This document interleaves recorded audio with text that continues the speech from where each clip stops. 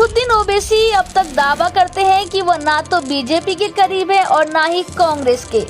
BJP के साथ तो जाएंगे नहीं, लेकिन कांग्रेस सांसद राहुल गांधी ने ऐसा दांव खेला कि ओवैसी के होश उड़ गए हैं। अब तो वो राहुल गांधी की शरण में आने को तैयार दिख रहे हैं। तो ओवैसी को झुकाने की क्या है कांग्रेस की रणनीति? क्यों राहुल गांधी से डरे दिखाई दे रहे हैं ओवैसी?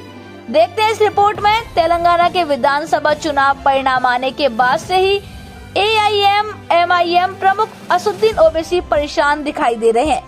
उनकी पार्टी को 7 सीटें मिली हैं। 2018 में भी पार्टी को इतनी ही सीट मिली थी, लेकिन चिंता पार्टी के खिसकते आधार ने बढ़ा दी है। दरअसल विधानसभा चुनावों में कांग्रेस ने ओवैसी और KCR को बीजेपी की भी टीम साबित कर दिया था।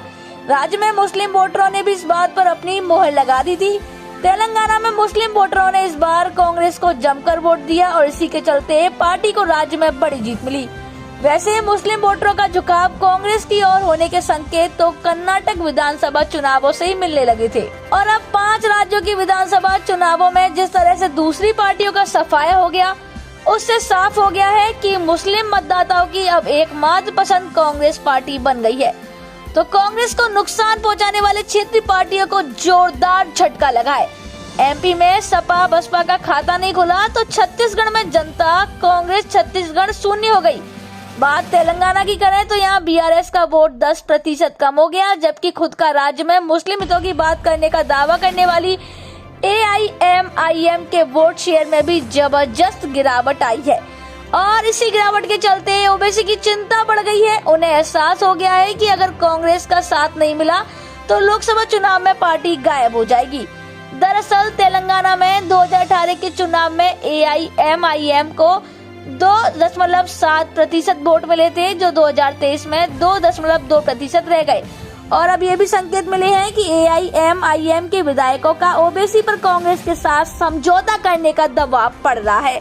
फिलहाल कांग्रेस की ओर से AIM-IM में सेंधमारी की कोई कोशिश नहीं की जा रही है, लेकिन AIM-IM के विधायक ओवैसी को एक तरफ से चेतावनी दे रहा है कि अगर कांग्रेस से दूरी बनाई रखी तो पार्टी को बड़ा नुकसान हो सकता है।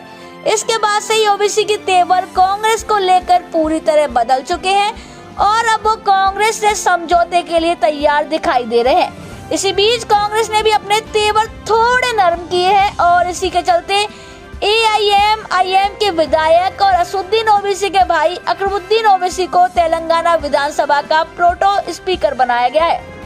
प्रोटेम स्पीकर बेहद ताकतवर पद होता है और नए विधायकों को शपथ लेने के लिए विधानसभा अध्यक्ष के चुनाव में इसकी बड़ी भूमिका होती है। इसलिए कोई भी सरकार ऐसे किसी व्यक्ति को प्रोटेम स्पीकर नहीं बनाती जिससे उसे नुकसान हो सके।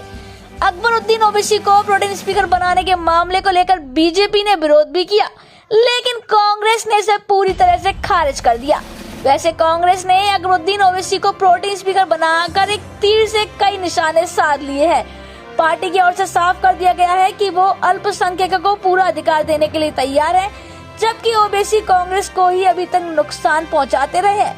ऐसे में अब AIM-IM के 5 विकल्प सीमित रह गए हैं। या तो ओवैसी को कांग्रेस की शरण में आना पड़ेगा, नहीं तो इस बार लोकसभा चुनाव में हैदराबाद की सीट बचाना भी ओवैसी को बहुत मुश्किल पड़ सकता है।